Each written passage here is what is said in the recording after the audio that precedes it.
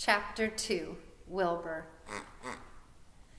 Fern loved Wilbur more than anything. She loved to stroke him, to feed him, to put him to bed.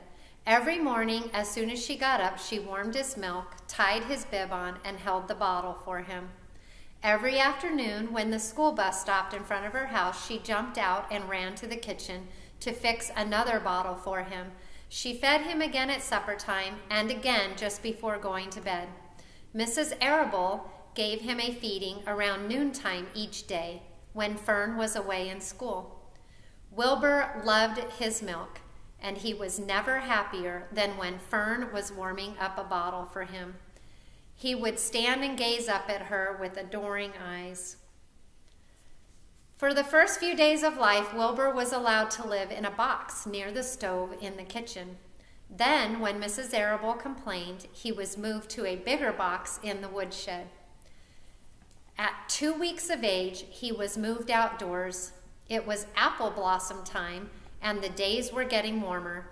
Mr. Arable fixed a small yard specially for Wilbur under an apple tree and gave him a large wooden box full of straw with a doorway cut in it so he could walk in and out as he pleased. "Won't he be cold at night?" asked Fern. "No," said her father. "You watch and see what he does." Carrying a bottle of milk, Fern sat down under the apple tree inside the yard. Wilbur ran to her and she held the bottle for him while he sucked. When he had finished the last drop, he grunted and walked sleepily into the box.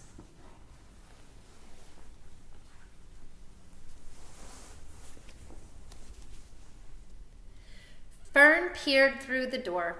Wilbur was poking the straw with his snout. In a short time, he had dug a tunnel in the straw. He crawled into the tunnel and disappeared from sight, completely covered with straw. Fern was enchanted. It relieved her mind to know that her baby would sleep covered up and would stay warm. Every morning after breakfast, Wilbur walked out to the road with Fern and waited with her till the bus came. She would wave goodbye to him, and he would stand and watch the bus until it vanished around a turn. While Fern was in school, Wilbur was shut up inside his yard. But as soon as she got home, in the afternoon, she would take him out and he would follow her around the place. If she went into the house, Wilbur went too. If she went upstairs, Wilbur would wait at the bottom step until she came down again. If she took her doll for a walk in the doll carriage, Wilbur followed along. Sometimes on these journeys, Wilbur would get tired and Fern would pick him up and put him in the carriage alongside the doll.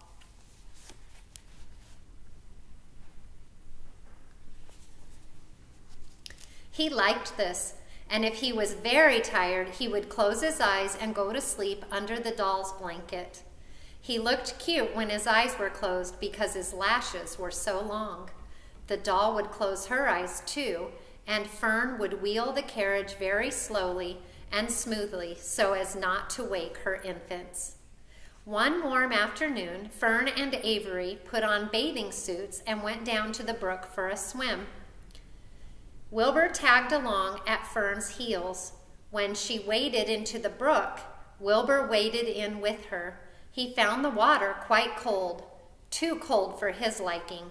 So while the children swam and played and splashed water at each other, Wilbur amused himself in the mud along the edge of the brook, where it was warm and moist and delightfully sticky and oozy.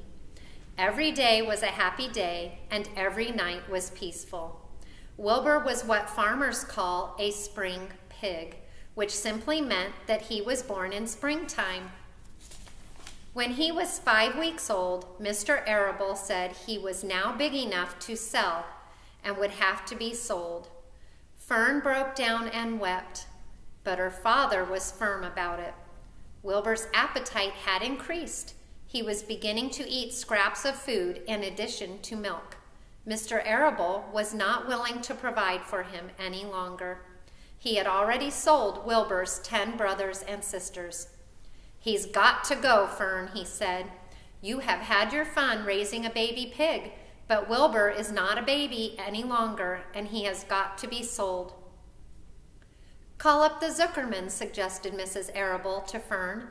"Your Uncle Homer sometimes raises a pig, and if Wilbur goes there to live, you can walk down the road and visit him as often as you like." "How much money should I ask for him?" Fern wanted to know. "Well," said her father, "he's a runt. Tell your Uncle Homer you've got a pig you'll sell for $6 and see what he says." It was soon arranged. Fern phoned and got her Aunt Edith, and her Aunt Edith hollered for Uncle Homer, and Uncle Homer came in from the barn and talked to Fern. When he heard that the price was only $6, he said he would buy the pig. Next day, Wilbur was taken from his home under the apple tree and went to live in a manure pile in the cellar of Zuckerman's barn.